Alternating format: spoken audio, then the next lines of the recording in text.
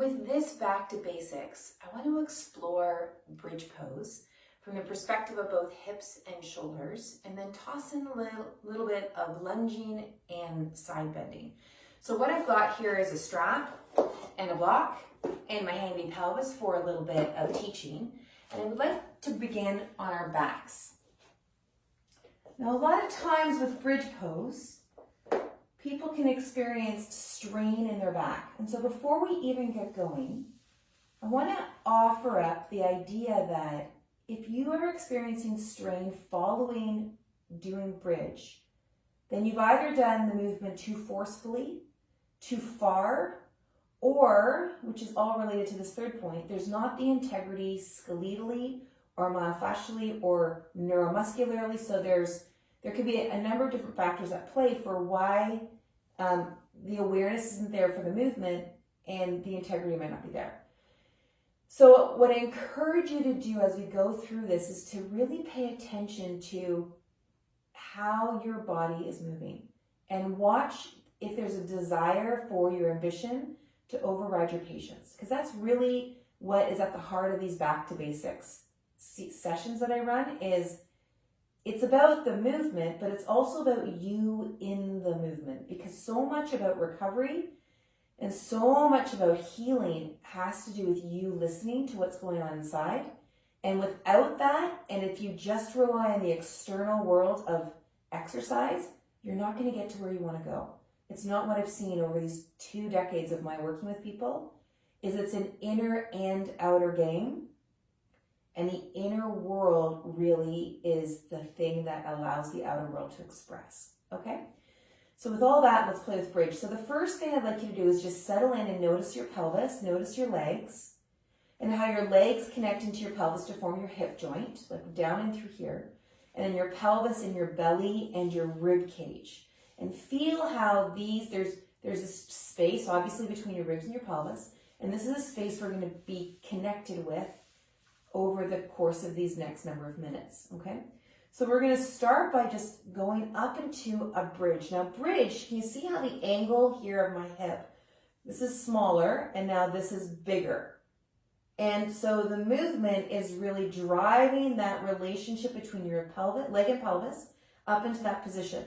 Now sometimes what happens is people will do this, right? And they'll kind of do a bit of a tuck. Sometimes it's because they're unaware of how to do the movement. Sometimes it's because they're quite limited in through here. That might be your scenario. So you kind of get a feel for what's helping you come up into the movement and not. The other place I want you to pay attention to, just let your gaze come to the video here, is that there's also my rib cage moving around this joint here. Now, what drives that movement is through the glutes and through the hip extension as I come up, and this part of my rib cage moves around the shoulder. Now, a lot of times that doesn't happen for people because it's not something that's often taught. It's just sort of lifting. So just sort of notice that and think about your ribs coming up with that extension of the hips. Yeah, and that might be the game changer for what you're feeling in your back, quite possibly. Not necessarily, but possibly. Good. The other thing that might be a game changer is if you bring your hands around to the bottom of your hips and lift, thinking about the gluteal fold, where your bum meets your leg, right, in terms of this rounded bit here, and then lift from that. Sometimes that can help people as well. Notice the bottoms of your feet, 3 points, center of the heel, ball of the foot, base of the pinky toe, and then come back down. Yeah? Now you really ought to be keeping your head up. I keep looking at the video to watch you guys, but let's keep your eyes pointed towards the sky. And just notice that movement of your pelvis. Okay, now let's let that become quiet. And from here, bring your strap into the game. And now we're going to move the arms over the head. And we're moving now at the shoulder joint. The shoulder is the articulating joint. As the arms come over.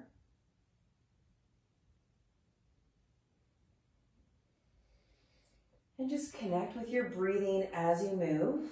Now the full range is to your ears. Now you might not be able to make it for a number of reasons. You might be finding yourself wobbling. I'm exaggerating that, but it might be even that big. You might notice your ribs start to poke. So as your arms come over to say this point, your ribs start to get into a flared position. You might feel a click or a clunk. You might feel pain or strain.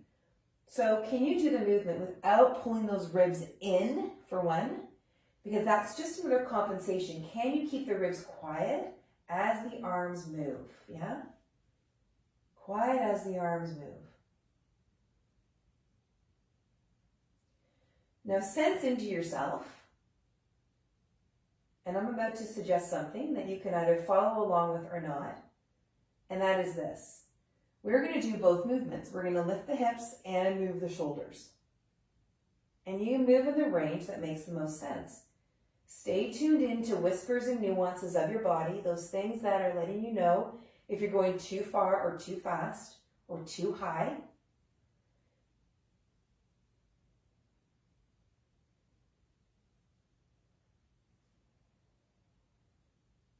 Easy, easy breathing. Good. And then up and then down. Good. Okay, now from here, let the strap go. Now the tendency when we're finished through bridges is the tendency is for people to bring their legs to their belly and flatten through their spine. And so the aim is I want you to actually keep your pelvis easy on the ground as it is and not to flatten it more and flatten your back. And we're going to lift up the leg so that leg becomes 90 and then just push the knee into the hand into the knee. Good. And then other side. So if you're feeling tension, just kind of remember back to your movement and consider, did you go too far? Were you aware of something that you kind of pushed through? Or if you weren't, were there any kind of nuances that maybe you were like, that's not really a big deal, but maybe they were meaningful in some way? Yeah? So much of this game of getting out of pain and getting better again has to be around these nuances that we didn't feel were important or significant. But in fact, they were yellow lights letting us know that red was on its way. Okay, and then one more time.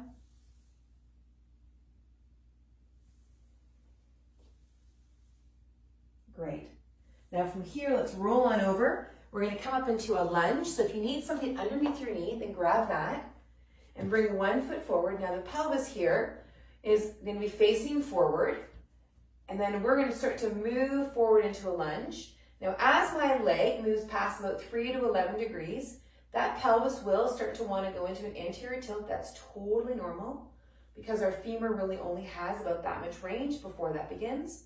But there's a distinction between that pelvis doing that and driving the movement from your spine like so. And we want to help maintain some integrity between the ribs and the pelvis as we move through the legs, the hips, the knees, the ankles. So can you be aware of those joints, hips, knees, and ankles as you move? Now, sometimes this can lead to people feeling stuck in their SI. So if that's the case, make the movement a little bit smaller, or come out of lunge entirely, or place your hand out to the outside of the thigh and press the thigh into the hand. That can sometimes provide a little bit more stability, yeah? Now, of course, I can't see you. We're going to switch sides. So I can't say for sure what would work for you. But if you would like my help, just send me a direct message and we can talk about my 3-month one-to-ones. I tend to have an opening per month. So if that's something you want to dig into and really become aware of what your body is telling you, because you innately know that something is up and you just can't quite figure it out. I am happy to help you put those puzzle pieces out on the table and see how they all relate. And then also this piece about listening on the inside, because when you bring those two pieces together, the puzzles and the inner world, a real magic begins to happen. Yeah, a magic that we all know is there.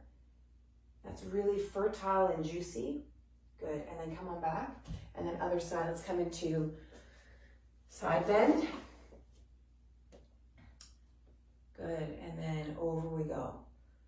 There's a real awesome mystery to this whole thing of recovery and healing, right? This whole process of living. And that's what I can help you tap into and have that be that healing process. Good. So now we're having a bit shorter on one side, Longer on the other. Good. And then back up again here.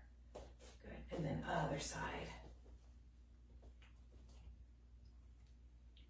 Think about a big beach volleyball here.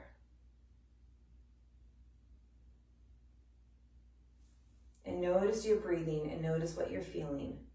It's so easy to just kind of go into the position, right? So easy. But can you feel your way in? Can you tune in?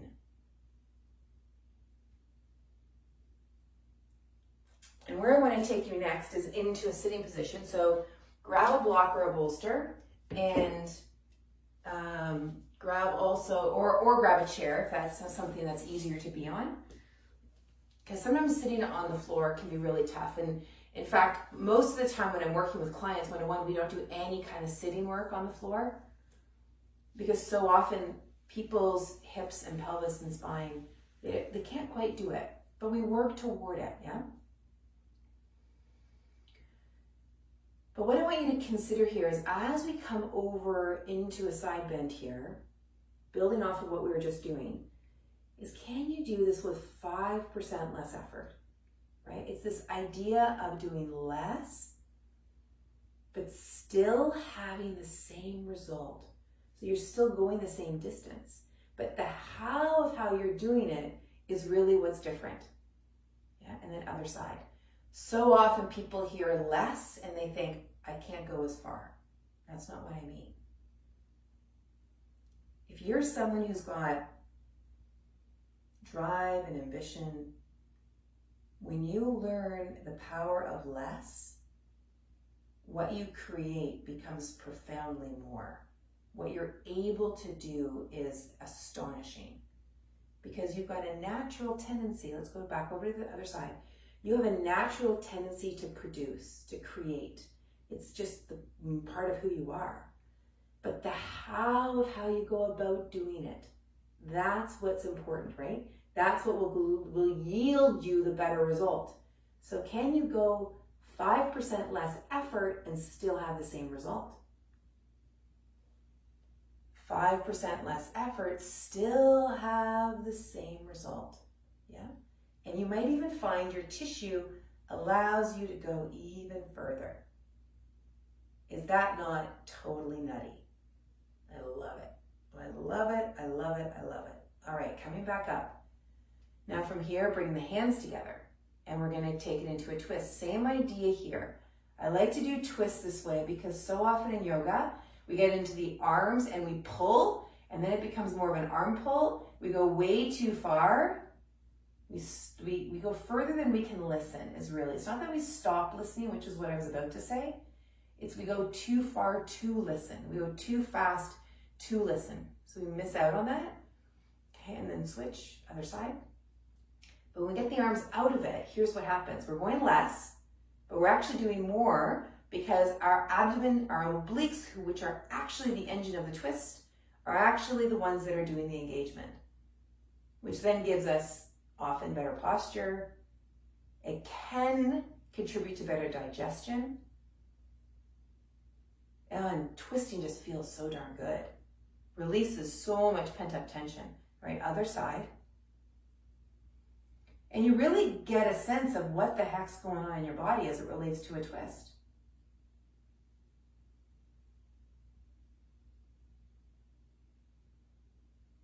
There you go, perfect. Okay, now from here, just leave your hands here or place them on your knees and just breathe. And get a feel of your legs connecting to that hip joint again. Feel the knees, feel your pelvis and your rib cage. Feel your abdomen. Feel how your head is on top of it all.